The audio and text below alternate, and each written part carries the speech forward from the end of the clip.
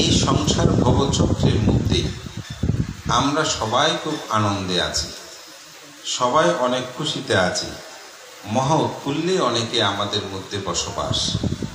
আমরা অনেকেই মনে করি যে আমি মহাসুখে আছি, কিন্তু যে কোনো সময় এই নৌকা ডুবে যেতে পারে, যে কোনো সময় সংসারে আমার জীবন হরণ হতে পারে, তখন আমার জীবনটা মৃত্যুতে সংকলন হবে, মৃত্যুর মধ্যে আমি পতিত হব। এই চিত্ত চেতনাটা যার মধ্যে বিদ্যমান, বুদ্ধ বলেন তিনি প্রকৃত সত্যের সন্ধানে নদীর প্রতিকূল বা অনুকূল যেগুলো হোক, সে নৌকাটা বাইতে থাকে কুলে ভিড়ার জন্য। তা আমাদের জীবনেও ঠিক সেই বিষয়টাকে উপলব্ধি করতে হবে। আমরা কিসের কারণে এই নৌকায় এত আনন্দ করছি, অর্থাৎ সংসার ভবচক্রে আমরা এত উল্লাস করছি, কিসের কারণে? তার কারণটা বুদ্ধ ধর্মচক্র প্রবর্তন সূত্রের মধ্যে বলেছেন। তার তিনটা কারণ। সে তিনটা কারণ কি? কামতাংহা, ভাবতাংহা, বিভাবতাংহা। কামতৃষ্ণা, ভবতৃষ্ণা, এই বিভব তৃষ্ণা, এই তিনটি তৃষ্ণার কারণে এই সংসার ভবচক্রের নৌকা সদৃশ্য চক্রের মধ্যে আমরা প্রতিনিয়ত সেটাই ভাবছি। সেই তৃষ্ণাই আমাদের জীবনকে প্রতিনিয়ত নির্মদিকে নিয়ে যাচ্ছে এবং জন্ম থেকে জন্মান্তরে ঘুরে ঘুরে আমরা দুঃখটা পাচ্ছি। কী দুঃখ পাচ্ছি? যে দুঃখগুলো সবার কাছে সমান। আমাদের দুঃখগুলো কিন্তু পার্থক্য আছে। অনেক সময় আমাদের কিছু দুঃখ পার্থক্য আছে, যেমন যার সন্তান নেই তার সন্তান না থাকার পার্থক্য। আবার যার কাছে সন্তান আছে সেখানে দেখা গেল দুটাই বা তিনটাই তার পুত্র সন্তান, কন্যা সন্তান নাই, সে মনে করে যে দুঃখ আমার একটা কন্যা সন্তান নাই। আবার অনেকে দেখা গেল তার সব কন্যা সন্তান, বড় যে পুত্র সন্তান নাই। কারো অনেক অর্থবিত্ত আছে কিন্তু তার কাছে সুখ নেবার স্ত্রী নাই, বড় যে দুঃখ। যার কাছে অনেক সম্পদ আছে কিন্তু স্বামী নেই, ওদের স্বামী না থাকার দুঃখ। যার কাছে স্বামী পুত্র সব আছে কিন্তু অর্থ নাই, তার কাছে সেরকম দুঃখ। এরকম অসংখ্য দুঃখ আমাদের মধ্যে কিন্তু বিদ্যমান। তো বুদ্ধ এই দুঃখগুলোকে একটি জায়গায় নিয়ে এসেছেন। 8টি দুঃখ বুদ্ধ সেটা বলেছেন, যেটি এই নেই, এই দুঃখ কেউ বলতে পারে না। সে 8টি দুঃখ কি? জন্ম দুঃখ, জরা দুঃখ, ব্যাধি দুঃখ, মরণ দুঃখ, অপ্রিয় সংযোগ দুঃখ, অর্থাৎ যেটা পছন্দ করি না তার সংস্রব দুঃখ, প্রিয় বিয়োগ দুঃখ, অর্থাৎ যাহা চায়, যাহা আমার প্রিয়জনকে হারিয়ে ফেলা, এটা হচ্ছে দুঃখ। স্ফীত বস্তু অলাভ দুঃখ, যাহা চায় তাহা না পাবার দুঃখ। সংক্ষেপে পঞ্চ উপাদান স্কন্ধ দুঃখ। এই 8টি দুঃখ নাই। এখানে যদি কেউ থাকে একটু হাত তুলে বলেন, বানতে আমার কাছে এই দুঃখগুলো নাই। একমাত্র অরহত ছাড়া আর কেউ বলতে পারবে না। আমাদের সবার কাছে দুঃখ আছে। পৃথিবীর সবচেয়ে যিনি ক্ষমতাধর বলে আমরা বলছি, তার কাছেও কি আছে? এই দুঃখগুলো বিদ্যমান আছে। কেন এই দুঃখগুলো আছে? তার কারণ হচ্ছে তৃষ্ণা, আকাঙ্ক্ষা। আমি অবিদ্যা দিয়ে যাচ্ছি না, তো ধর্মচক্র প্রবর্তন সূত্রের কথাটা দিয়ে যাচ্ছি। সেখানে বলছে যে কামতাংহা, অর্থাৎ এই পঞ্চ স্কন্ধ বা পঞ্চ উপাদানের যে আকাঙ্ক্ষা পৃথিবীর ভোগ্য বস্তুর প্রতি, এটাই হচ্ছে কামতৃষ্ণা। আমরা যে জন্মান্তর ভাবে এই তৃষ্ণার কারণে আমরা বারবার জন্মগ্রহণ করছি এবং এই ভোগ্য বস্তু যত আমরা চাই তত আমাদেরকে দুঃখের আকরে নিমজ্জিত হয়। আপনার যত চাহিদা থাকবে মনে করবেন আপনি তত বেশি দুঃখী। যার কাছে যত চাহিদা নাই সে মানুষ তত বেশি সুখী। সেদিন আমাদের গ্রামে আমাদের একজন শিক্ষক, উনি একটা সংগঠনের আয়োজন করেছেন। তো ওনার কৃতজ্ঞতা প্রকাশে উনি বলছেন, আমার কোনো দুঃখ নাই, শুধু একটু শারীরিক দুঃখ আছে, আর নয়তো মনে আমার কোনো দুঃখ নাই। এই যে এই কথাটা বলেছেন, আমি ভাবছি যে তিনি কেন বলেছেন, কারণ তার স্ত্রী পুত্র কন্যা সবাইকে নিয়ে মোটামুটি উনি প্রতিষ্ঠিত। এরপরেও কিন্তু অনেকে সুখী হতে পারে না। কিন্তু কেন তিনি সুখী হতে পেরেছেন? কারণ তিনি যা পেয়েছে তার কোনো যে একেবারে কোটি কোটি টাকা আছে তা কিন্তু না। শিক্ষক মানুষ তো বুঝতে পারে না, কিন্তু উনি বলছেন আমি সুখী। তার কারণ তিনি যা প্রাপ্তি ওটাতেই তার তৃষ্ণাকে তিনি নিবারিত করেছেন, যে এর চেয়ে আমি আর বেশি কিছু চাই না। এই তৃষ্ণা যখনই তিনি নিবারণ করেছেন, আকাঙ্ক্ষাকে ক্ষান্ত করেছেন, তখনই তিনি সুখ অনুভব করেছেন। অর্থাৎ পৃথিবীর যে ভোগ্য বস্তু যা আছে, এগুলো যা পেয়েছে এতে আমি সন্তুষ্টি। এজন্য বুদ্ধকে যখন প্রশ্ন করেছে যে পৃথিবীতে সবচেয়ে ধনী ব্যক্তিকে, তো বুদ্ধের সময়কালে তো অসংখ্য ধনী রাজা মহারাজা ছিলেন, কাউকে তিনি ধনী বলেন নাই।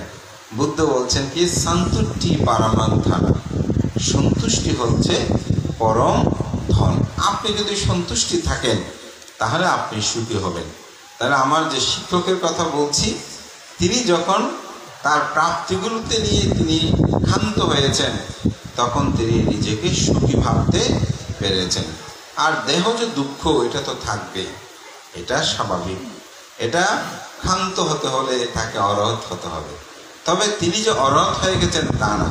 তবে আমি বলতে চাচ্ছি এটাই, তৃষ্ণাকে তিনি যতটুকু ক্ষয় করেছেন ততটুকু তিনি সুখী হয়েছেন। এবং দ্বিতীয় হচ্ছে ভব তৃষ্ণা। অনেক সময় আমরা প্রার্থনা করি এই জীবনে সুখে থাকলেও বলছে আমরা স্বামী স্ত্রী জন্ম জন্মান্তর যেন আবার একসাথে দেখা হয়, একসাথে যেন আমরা জন্মগ্রহণ করতে পারি, আমরা যেন আবার স্বর্গে যেতে পারি, আমরা যেন ব্রহ্মলোকে যেতে পারি। তাহলে ভব থেকে ভ্রমান্তরে অনেক সময় ঘোরার যে আমাদের একটা ইচ্ছা চেতনা থাকে।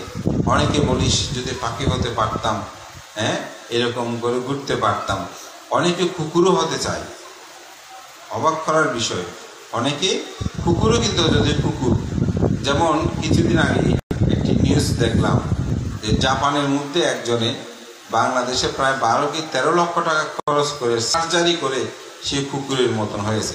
আপনারা এটা ইউটিউবে সার্চ করলে পাবেন। তাহলে দেখেন তার ইচ্ছে হচ্ছে কি কুকুর হওয়া।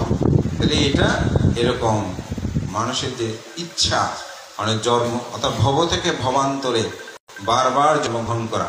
যেমন একজনে বলছে পান্তে আমি নির্বাণ চাই না, আমি স্বর্গে যেতে চাই, স্বর্গ থেকে আবার মনুষ্যলোকে, এই মনুষ্যলোকে আমি থাকতে চাই। তাহলে তার কাছে কি, সে ভব থেকে ভবান্তরে ঘুরতে চায়। এটা খুব সুন্দর ঘটনা। আমার একটা শিষ্য, আমি একটা সংজ্ঞা দিয়েছি। সংবিধান শেষ হওয়ার পরে সাধারণত জিনিসগুলো তো ভান্ডেদেরকে গুছিয়ে দিয়ে অর্থাৎ বুঝিয়ে দেয়, তো এভাবে দিচ্ছে।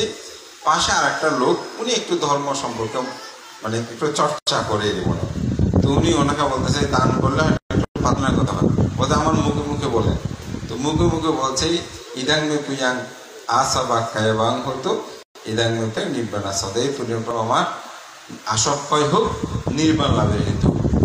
এখন লোকটা মুখে মুখে বলার পরে বলতেছে আমি তো নির্বাণ চাই না, আমি স্বর্গে যেতে চাই, তুমি আমাকে নির্বাণ প্রার্থনা করিয়েছে কেন? তো এখন আমার শিষ্য মুহূর্তে কিছু বললো না, কিন্তু সে যখন গাড়িতে উঠলো বলতে ভাবতে আজকে একটা বিষয় যে একটা লোক এভাবে কথোপকথন সব বললো। এখন সে বলতেছে না তুমি আমাকে নির্বাণ প্রার্থনা করিয়েছে, আমি তো নির্বাণ যেতে চাই না, আমি স্বর্গে এবং মনুষ্যলোকে আবার আসতে চাই। কেন বলতে মনুষ্যলোকে সুখ, এখন দুঃখ যেমন আছে সুখও তো আছে, স্বামী স্ত্রী পুত্র এগুলো নিয়ে আসলে যে নির্বাণে নাকি কিছু নাই, ওখানে শূন্য।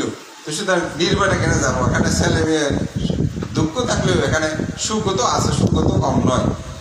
তো আমাকে আসলে এই বিষয়ে একজন উপাসক একবার আমার বিহারে তিনি আমাকে প্রশ্ন করেছিলেন, বলেছে মানতে নির্বাণে কেন যাবো? এখানে মনুষ্যলোকে থাকলে এখানে সুখ দুঃখ মিলে মিশ্রিত থাকবে, অসুবিধা কি? তো আমি ওনাকে একটা উদাহরণ দিয়েছিলাম। উদাহরণটি এভাবে যে উপাসক 3টা কক্ষ আছে, একটা কক্ষের মধ্যে শুধু সুখও আছে দুঃখও আছে, দোনোটার সংমিশ্রণ আছে। আর একটা কক্ষ আছে ওখানে শুধু আপনি বসে বসে ধ্যান করবেন, ধ্যানের সুখ পাবেন, আর কোনো কিছু নেই। আর একটা কক্ষ আছে, সেই কক্ষের মধ্যে শুধু সুখ আর সুখ, সুখ আর সুখ। আপনি এখানে স্ত্রী পুত্র কন্যা এগুলোর কোনো কথা বলছে, আপনার ব্যক্তি জীবন চিন্তা করে শুধু বলেন। এখন যেখানে সুখও আছে, দুঃখ আছে, বা গরমও আছে, ঠান্ডাও আছে, একটা রুমের মধ্যে সেখানে ঠান্ডা গরম নাই, শুধু এমনি বসে আছেন। একটা রুমের মধ্যে শুধু সুখ আর সুখ, সেখানে লেশমাত্র দুঃখ নাই। আপনি কোথায় কোন কক্ষের মধ্যে অবস্থান করবেন? পর্যভান্তে স্বাভাবিক। যেই রুমের মধ্যে কোনো সুখ দুঃখ কিছুই নাই, শুধু সুখ আর সুখ আছে, আমি সেই রুমের মধ্যেই তো থাকবো। আমি বললাম, আপনি যে এই সংসার ভবচক্রে ঘুরছেন, এই মানব জন্মে, এখানে সুখও আছে, দুঃখও আছে। আপনি বুকে হাত দিয়ে সত্যি করে মনে মানসিকতায় ভালো করে চিন্তা করে বলুন তো, আপনার জীবনে কি কোনো সময় এই জীবন কেন জন্মগ্রহণ করলাম, বড় কষ্ট দুঃখ, আপনি এরকম ভেবে কখনো কান্না করেনি? ওরা তো কতবার করেছি, ছোটবেলায় মা বাবা মেরেছে, কান্না করেছি না, দুঃখ লেগেছে। এই স্ত্রীর সাথে আসছি, একটু বলেন না, সংসার তো করেন না, কিভাবে বুঝবেন? এই জ্ঞান এগুলো তো কত দুঃখ। তবে বানতে সুখও আছে। ছেলে যখন বলে যে বাবা করে ডাক দে, মা মেয়ে যখন বাবা করে ডাক দে, স্ত্রীর সাথে যখন সুখ দুঃখগুলো ভাগ করি, তখন তো বান্ধব সুখও আছে। তাই বললাম, খুব ভালো কথা। তাহলে একটা কক্ষের মধ্যে আপনি সুখও পাচ্ছেন, দুঃখও পাচ্ছেন।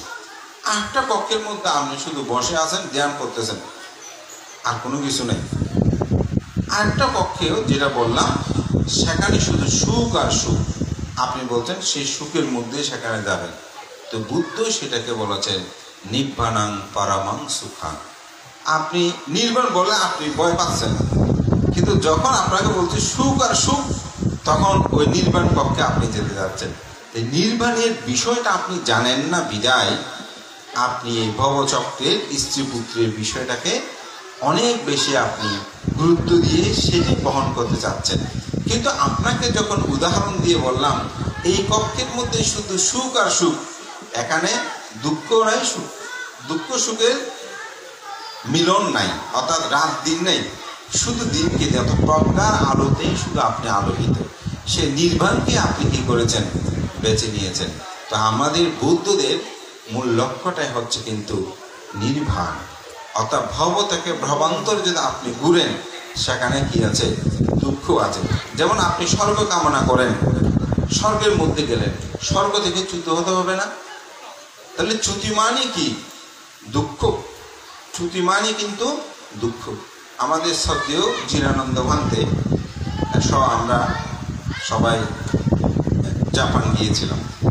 তো জাপানে ঘুরে টুরে শেষ হওয়ার পরে যখন বাংলাদেশে আসলাম, তো বানতে বলতেছে যে ওবা লোকজি দেখুন এখানে বাইরের মতো এখন কি টানাটানি গরম, হয়তো স্বর্গ গেলাম, স্বর্গ হয়তো সুখ বুক শেষ হয়ে হয়তো এখন সুতো রঙ্গে হয়তো এখন এটা দুঃখ হয়। তো বান্ধব একটা উদাহরণ দিয়ে বুঝতে চেয়েছেন, অর্থাৎ স্বর্গে যদি যান আপনি, জাপান যে স্বর্গ আমি সেটা বলছি না, বান্ধব একটা উদাহরণ দিতে তাদের শৃঙ্খলা জীবন দেখে বা ওখানে সুযোগ সুবিধা চলাফেরা দেখে, অর্থাৎ ওখান থেকে চ্যুত হলে আপনার মধ্যে উৎপন্ন হয়েছে দুঃখটা উৎপন্ন হয়েছে। তাই ভব থেকে ভ্রমান্তরে ঘুরার ইচ্ছা আমাদের অনেক মানুষের কিন্তু আছে, এবং এরা প্রার্থনা করে স্বামী স্ত্রী আমরা যেন জন্ম জন্মান্তর একসাথে দেখা পাই। তবে সেটা আমি নিষেধ করবো না, তবে বলবো নির্বাণ অবধি শব্দটা দেবেন, অর্থাৎ নির্বাণ যতদিন সাক্ষাৎ করতে না পারি, অর্থাৎ নির্বাণ প্রার্থনাটা করবেন, তাহলে সেটা উত্তম হয়। তো যাই হোক, আমি যেটা বলছি, এই তৃষ্ণ আমাদেরকে কি দেয়? দুঃখ প্রদান করে। আরেকটা হচ্ছে বিভব তৃষ্ণা। এই বিভব তৃষ্ণাটা এখন অত্যন্ত প্রবল আমাদের বর্তমান বিশ্বায়নে। আমরা মনে করি যে এই পৃথিবীতে খেয়ে দিয়ে জীবনটাকে অতিবাহিত করতে পারাই হচ্ছে সব কিছু, এরপরে আসলে আর কোনো জীবন নাই, কিছু নাই, এখানেই আমরা থাকতে পারি। যেটাকে অনেকটা 4 ভাগ দর্শনের মতো বলে যে খাও দাও ফুর্তি করো, দিন করে হলেও ঘি খাও, অর্থাৎ আপনি জীবনে চলতে পারলে হলো কিসের স্বর্গ, কিসের নরক, কিসের নির্বাণ, কিসের ধর্ম, কিসের পুণ্য, এগুলো নিয়ে তাদের কোনো কি নাই, চিন্তা চেতনা নাই। মনে করে যে না, এই জীবন নাই, সব কিছু। এরকম চিন্তা চেতনা যাদের মধ্যে বিদ্যমান, এটাকে অনেকটা উচ্ছেদবাদের মতো, এটাকে বলা হয় বিভব তৃষ্ণা। অর্থাৎ এই ভবও নাই তাদের মধ্যে, তারা স্বর্গ নরকগুলো বিশ্বাস করতে চায় না, মনে করে যে না, এই জীবনেই শেষ সব কিছু। এই চেতনাটা যাদের মধ্যে বিদ্যমান, এটাকে বলা হচ্ছে তৃষ্ণা। তো বুদ্ধ বলছেন এই তৃষ্ণা, এই তিনটি তৃষ্ণায় আমাদেরকে কি করছে, আমাদেরকে এই ভব সমুদ্রের মধ্যে আমরা শুধু ঘুরছি, এবং এখানে ডুব দিচ্ছে, একবার কুমিরে খাচ্ছে, গন্ডকে খাচ্ছে, আবার জন্মগ্রহণ করছি, আবার দুঃখ পাচ্ছি। এই দুঃখ থেকে চিরমুক্তির জন্য বুদ্ধ আমাদেরকে একটি পথ আবিষ্কার, পথের একটি নির্দেশনা দিয়েছেন, যেটাকে বলছে এক আয়াং বিক্ষাবে মাক্ষ সাত্থানাং বিশুদ্ধিয়া। সত্যদের বিশুদ্ধির জন্য একমাত্র পথ, সেটা হচ্ছে আর্যাষ্টাঙ্গিক মার্গ। এই আর্যাষ্টাঙ্গিক মার্গকে বলা হচ্ছে যে সম্যক দৃষ্টি, সম্যক সংকল্প, সম্যক বাক্য, সম্যক কর্মান্তর, সম্যক আজীব, সম্যক ব্যায়াম, সম্যক স্মৃতি, সম্যক সমাধি, যার সংক্ষিপ্ত রূপ হচ্ছে শীল, সমাধি, প্রজ্ঞা। শীলটাকে যদি আপনি একটু ভাগ করেন, তখন কিন্তু কুশল ধর্মের মধ্যে সেখানে দান শব্দটা সংযুক্ত থাকে, যার কারণে দানের সাথে আসলে শীলের একটি গভীর সম্পর্ক বিদ্যমান। অনেকেই বলে ভান্তে, আমরা যখন বুদ্ধের আর্যাষ্টাঙ্গিক মার্গের বিষয়টা দেখি, তখন সেখানে তো দেখা যায় যে শীল, সমাধি, প্রজ্ঞা, দানশীল ভাবনার কথা তো বলে নাই। তো দানশীল ভাবনাটা কোথা থেকে আসলো? আসলে যে ইতিবুদ্ধ গ্রন্থ থেকে শুরু করে, ত্রিপিটকে অঙ্গুত্তর নিকায় থেকে শুরু করে, সংযুক্ত নিকায় থেকে শুরু করে অনেক জায়গায় এই দানশীলের ভাবনার কথা আছে। যেমন 3 প্রকার কুশল কর্ম, এই 3 প্রকার কুশল কর্ম ব্যাখ্যায় সেখানে বলছে দান, শীল, ভাবনা। আবার 10 প্রকার কুশল কর্ম আছে। এক এক জায়গায় বুদ্ধ এক একভাবে এটাকে ব্যাখ্যা প্রদান করেছেন। তাহলে শীলের সাথে দানের সম্পর্কটা কি? আমার সাম্প্রতিক দেশনাগুলিতে প্রায় আমি এই বিষয়টা উদাহরণ দিয়েছি। যে উদাহরণটা হচ্ছে এরকম, আপনি রাস্তার পথ দিয়ে হেঁটে যাচ্ছেন, হঠাৎ একটা মাছ দেখেছেন। সাধারণত জীবিত অবস্থায় রাস্তায় একটু কই মাছ বেশি নড়াচড়া করে। তো দেখার পরে আপনার ইচ্ছে হচ্ছে যে মাছটা নিই, কিন্তু আপনি ভাবছেন আমি তো শীল পালন করি, প্রাণী হত্যা করি না, এটা ধরলে তো আমার হত্যা করতে হবে, তাহলে প্রাণী হত্যা হবে না, এটা আমি ত্যাগ করব, আমি শীল পালন করব, আমি প্রাণী হত্যা করব না। তাহলে প্রাণী হত্যা আপনি না করেন, কি করতে হবে? আপনার মনের মধ্যে যে ওটা ভোগ করার তৃষ্ণা যে উৎপন্ন হয়েছে, সেটা আপনাকে প্রথমে কি করতে হবে? ত্যাগ করতে হবে। ত্যাগের অপর নাম কি? দান। ত্যাগের অপর নাম দান না? দান বলছে ত্যাগ করো, দানের প্রতিশুদ্ধ হচ্ছে কি? ত্যাগ করা। তাহলে ওই মাসটা যদি আপনি দান না করেন, তাহলে আপনার শীল পালনটা হবে না। এটা অভিধর্মে গিয়ে বলি, প্রথমে আমার মধ্যে ওই মাছটা দেখার সাথে সাথে লোভচিত্ত উৎপন্ন হয়, দেশচিত্ত কিন্তু উৎপন্ন হয় নাই। প্রথমে কোন চিত্ত উৎপন্ন হয়েছে? লোভচিত্ত, অর্থাৎ সেটা আমি ভোগ করতে চাই। এটা হচ্ছে কোন চিত্ত? লোভচিত্ত। যখন আপনি সেটাকে ধরবেন, ধরলে সে তো বাঁচতে চায়, আপনি তাকে ধরেছেন, তখন কি চিত্ত হবে? দেশচিত্ত। তখন সেটা কি হবে? দেশচিত্ত। এই জন্য প্রাণী হত্যার চিত্তক্ষণগুলোর প্রথমে থাকে লোভচিত্ত, পরে এটা হয় দেশচিত্ত। তো লোভচিত্ত যখন উৎপন্ন হয়েছে, তারপর হচ্ছে দেশচিত্ত। কিন্তু লোভচিত্তকে যখন আপনি ত্যাগ করেছেন, দান করেছেন, একটু দান বললে বুঝবেন, শুধু আমরা বস্তুগত দানকে দান বলি না, আসলে এই দানটা কিন্তু অভিধর্মে তখন চিত্তগত বিষয় চলে আসে। যখন আপনি এটাকে দান করলেন, না এই প্রাণী আমি গ্রহণ করব না, যদি এটা হাতে ধরে বা পায়ে দিয়ে কোনো একটা কিছু দিয়ে আপনি পুকুরের মধ্যে ফেলে দিলেন বা নদীতে ফেলে দিলেন, তাহলে আপনি আর দেশচিত্তটা কাজ সুসম্পন্ন করবেন? আপনি তো ত্যাগই করেছেন। তখন দেশচিত্ত তো আর থাকবে না বা উৎপন্ন হবে না। তাহলে আপনার কি পালন হয়েছে? শীল পালন হয়েছে। এই জন্য শীলটাকে যখন আপনি বিশ্লেষণ করবেন, চিত্তগত বিষয়ে চলে যাবেন, তখন কিন্তু সেখানে এই দানের কথাটা আসবে। তো দান শুধু আমাদেরকে করার জন্য আমরা বলি তা না, দানটা কিন্তু নিজের জন্য প্রয়োজন।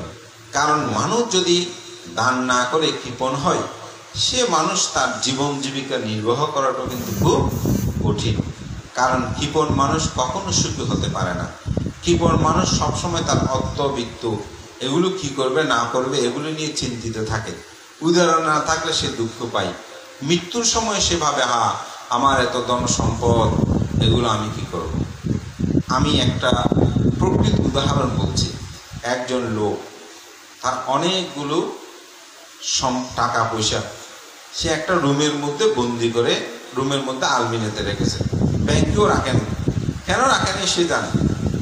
এখন তার স্ত্রী, নাম বললে একটু চিনে যাবেন, তবে উদাহরণটাই দিচ্ছি, নাম আমি বলতে চাই না বা বুঝের মতন করে বলতে চাচ্ছি না, কিন্তু এটা একেবারে বাস্তব ঘটনা।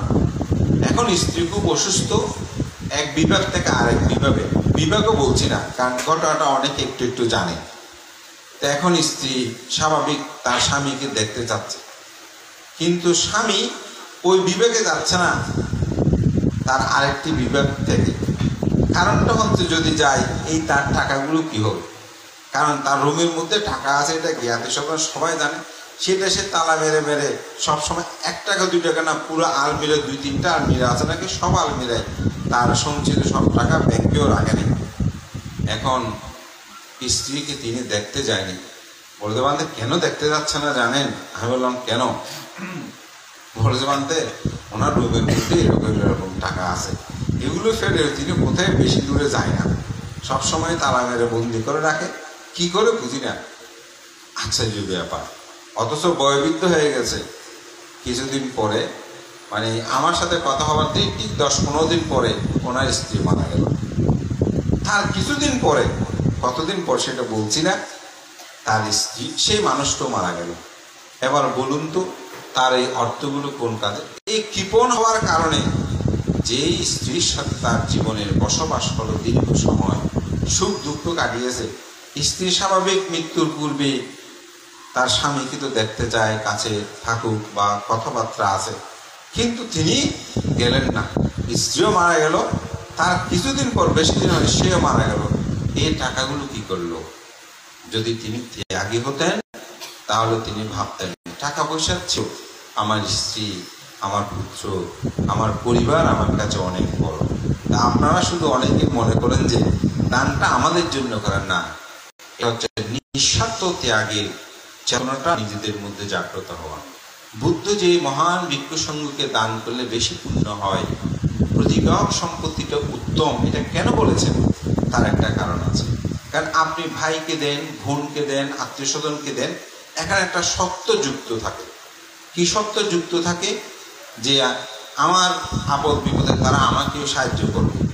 কিন্তু আমাদেরকে দান করার সময় আপনারা সেই চিন্তাটা করেন যে আমরা যদি বান্ধবদেরকে দান দিই, আমাদের আপদ বিপদের সময় বান্ধব আমাদেরকে দেবে, এই চিন্তা কিন্তু কেউ করেন না। কারণ এই দানটা হয় একেবারে নিঃস্বার্থভাবে দান। এই দানের মধ্যে কোনো সত্য জড়িত থাকে না। কিন্তু আপনি ভাই বোন, জ্ঞাতি, মাতা পিতা যাকে দেন না কেন, সেখানে একটি সত্য জড়িত থাকে। যখন আপনি নিঃস্বার্থ ত্যাগ চেতনাটা আপনার মধ্যে থাকবে, তখন দেখবেন আপনি ভাই বোনকেও দিতে কুণ্ঠাবোধ করবেন না। বলছে বান্ধবদেরকে দান করতে পারি, আমার ভাই বোনকে দেবো না কেন? যেমন একজন উপাসককে একদিন কথা প্রসঙ্গে আমি বললাম, উপাসক আপনি লক্ষ লক্ষ টাকা দান করে আপনার ভাইটা পথে পথে হাঁটতেছে, তো মনে করেন আমাদেরকে যেমন দান করেন, আপনার ভাইকে 5 লক্ষ টাকা দিয়ে একটা ব্যবসা ধরিয়ে দেন না, সেটাও তো দান হবে, সে সুখে চলবে। বলতে পারেন তো বড় অকৃতজ্ঞ, অনেক করেছি, এরকম করেছি, এই করেছি, সেই করেছি। আমাদেরকে অনেক কিছু করে, আমরা কি প্রতিদান আপনাকে কিছু করেছি? মনে করবেন ওই ভাইটা আপনার আমাদের মতন, সে প্রতিদানে কিছু করবে না। বলতে পারেন তো আপনি তো ঠিক কথা বলেছেন, এটা তো ভেবে দেখি নেই। দেখেন, আমাদেরকে দান করে বলেই আমি কিন্তু ওনাকে, ওনার ভাইকেও দান করার চেতনাটা উৎপন্ন করে দিতে পেরেছি। কিন্তু কৃপণ হলে এটা কখনো করা যেত না। এজন্য একজন মানুষের জীবনে দানটা আমাদেরকে করতে বলে যে শুধু তা নয়, আপনি আপনার জ্ঞাতি স্বজন আপদ বিপদে হলে তাদেরকেও দান করা দরকার। এবং তার জন্য আমি বলবো কৃতজ্ঞ পরায়ণ হওয়াটা দরকার। এই জন্য আমি একটি গাথায় বলেছি শুরুতে, দেহে ভিক্ষাব পুঙ্খালো দুর্লভ লোকাস্মিন। হে ভিক্ষুগণ, জগতে দুই ধরনের ব্যক্তি বড় বেশি দুর্লভ। এও সাপুজ্ঞকারী, এও সা কথাইও কথা বেদি। যিনি পূর্বের উপকারের কথা স্মরণ করে এমন ব্যক্তি। দেখো আপনি উপকার করেছেন, আপনার উপকারের কথা স্মরণ করবে যে এরকম মানুষের সংখ্যা খুব কম দেখবেন। কারণ সে যখন বড় হয়ে যায় মনে করে আমি তার উপকার স্বীকার করলে মনে হয় আমি ছোট হয়ে যাব, এরকম করে প্রত্যেক উপকারের কথা বাদ দেন, উপকার লাভ করেই উপকারটা স্বীকার করে না। তো সেই জায়গায় উপকার স্বীকার করাটা খুব কঠিন, প্রত্যেক উপকার করাটা বুদ্ধ বলছেন আরো কঠিন। তো এরকম ব্যক্তি পাওয়া দুর্লভ। আমি বিশেষ করে দাদা রিমন এর একটু কথা শুনলাম আমাদের সঙ্গ মিত্রের কাছ থেকে, সঙ্গপ্রিয়র কাছ থেকে। সঙ্গপ্রিয় ভাবছিলাম সঙ্গপ্রিয় কেন ভারত থেকে এখানে ফাঙে এসেছে। সোজা কথা, আমরা সাধারণত চট্টগ্রাম থেকে এত দূরে ফাঙে সহজে যেতে চাই না, আমরা অনেক দূর আসলে স্বাভাবিকভাবে। তো সে কেন আসছে? কারণ রিমনের সাথে তার জীবন চলায় হয়তো কোনো না কোনোভাবে সুপকার লাভ করেছে। রিমন আত্মপ্রতিষ্ঠা হলেও তার উপকারের কথা, বন্ধুত্বের কথা সে ভুলে নাই। তাই তার এই আয়োজনে ভারত থেকেই তাকে ফাং করে নিয়ে এসেছে। তো রিমনকে আমি ধন্যবাদ জানাই এরকম কৃতজ্ঞ পরায়ণ হওয়া। এরকম যদি কৃতজ্ঞ পরায়ণ না হয় এই সমাজ থাকবে না। এই জন্য বলছি সে আজকে সুই সঙ্গদান কর্ম করেছে, শুধু তা নয়, সে একটা দুর্লভ কর্ম করেছে, সেটা হচ্ছে সে কৃতজ্ঞতা পরায়ণ হয়েছে। তা আমাদের মধ্যে কৃতজ্ঞতা বোধটাও আমাদের সমাজে অনেক কম। একজন মানুষের জীবনে আত্মীয় স্বজন জ্ঞাতি এদেরকেও আপনি দান করলে সেটাও আপনার কি হবে? ত্যাগ হবে, তৃষ্ণাকয় হবে। এই জন্য নিঃস্বার্থভাবে এই সঙ্গকে, তো দানের সাথে সেজন্য শিলের সাথে দানের সে সম্পর্কটা বিদ্যমান। ত্যাগ ও মনোবৃত্তটা না থাকলে আপনার পক্ষে এটা সম্ভব নয়। তো এটা কে করবে এই পুণ্যকর্ম সৎকর্মগুলো? বুদ্ধ বলেন ধাম্মা পিতি সুকাংসেতি বিপ্পাসা নেই না চেতসা আরিয়াপ্পা বেদিতে ধাম্ম সাদারামিত পাণ্ডিত। বুদ্ধ বলছেন যারা পণ্ডিত, যারা ধীমান, তারা আর্য উপদিষ্ট ধর্মে সততার অত থেকে প্রীতি আনন্দ লাভ করে। অর্থাৎ ধর্মের মধ্যে যারা প্রীতি পায়, আনন্দ পায়। যেমন কিছু মানুষ দান করে সুখ পায়, আর কিছু মানুষ ভোগ করে সুখ পায়। ছোটবেলায় যখন আমরা কোনো জায়গায় যেতাম বা বন্ধুরা বসে একসাথে কোনো কিছু খেয়েছি, বিলটা কারো হাতে ধরিয়ে দিতে পারলেই খুব খুশি হতাম, আজকে তাকেই ধরিয়ে দিয়েছি। কিন্তু ভেবে দেখেন তো আসলে আপনি কি করেছেন? আপনি তো ভোগ করেছেন, যে ধরতে গেলে তার কাছে ঋণী হয়েছেন। তো ঋণী হলে খুশি হতাম, কিন্তু আসলে কি দিতে পারাটার মধ্যে আনন্দ বেশি নাকি নেওয়ার মধ্যে আনন্দ বেশি? এটা যখন আমরা মাঝে মধ্যে, এখন তো মাননীয় প্রধানমন্ত্রী এটাকে বলছে উপহার, আর ঋণ বলে না, এটা এখন উপহার বলছে। এগুলো যখন লাইন ধরে কাউকে নিতে বলি তখন কেউ নিতে চায় না, অনেকে লজ্জা করে, বলে মানতে একটু লজ্জা লাগে। কেন? ধান নেওয়াটা এত সহজ না। এই বিজ্ঞ হয়ে যে আমরা লাইন ধরে এগুলো নিচ্ছি, আপনাদেরকে লাইন ধরে দিলে তো নিতে চান না। আমরা কিভাবে নিচ্ছি? কারণ মান ত্যাগ করতে হয়, দান গ্রহণ করতেও মান ত্যাগ করতে হয়। কারণ অহংকার থাকলেও মানুষ দান নিতে পারে না। এটা এত সহজ, দান নেওয়াটাকে আপনারা এত সহজ মনে করবেন না।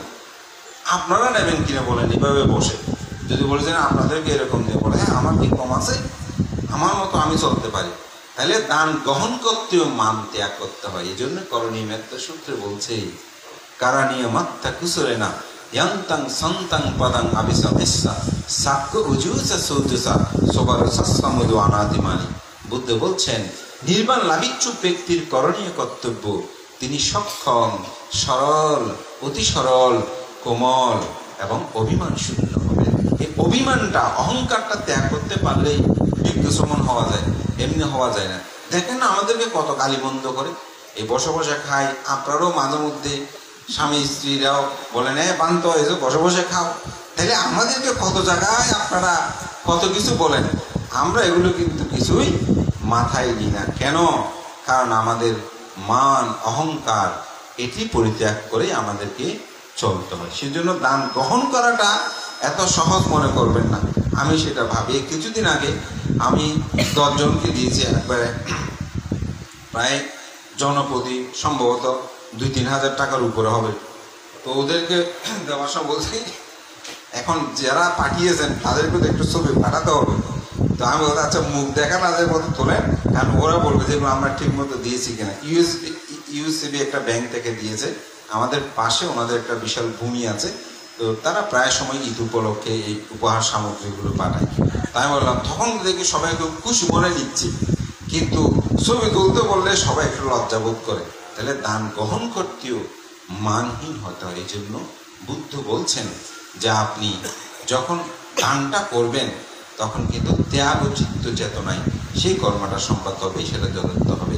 তো আজকের এই মহতি পুণ্য দানময় কর্ম বুদ্ধ প্রশংসিত। বুদ্ধ বলেছেন যে সাগরের বালিকারা সে সদৃশ্য। যেসব বুদ্ধ অতীত হয়েছেন সমগ্র বুদ্ধগণ সর্বাগ্যে তারা দান ও পারামিতা পূর্ণ করেছেন। তাই পৃথিবীতে দুর্লভ নির্বাণ সাক্ষাৎ করতে হলে আমাদেরকে অবশ্যই দানময় পুণ্যময় কর্মগুলো সম্পাদন করতে হবে। তো শীল সমাধি প্রজ্ঞার সাথে এই দানের সুসম্পর্কতা বিদ্যমান রয়েছে। কেউ মনে করবেন না যে দান কেন করব, শীল পালন ভাবনা করলেই শুধু হয়ে যাবে। আসলে তা না। বুদ্ধের সমগ্র ধর্মসমূহ একরসে রসিত। আমাদের সবার মধ্যে সেই চেতনাবোধটা জাগ্রত হোক। আমাদের মধ্যে যে তৃষ্ণাটা উৎপন্ন হবে সেটাকে আমরা যেন চিহ্নিত করি।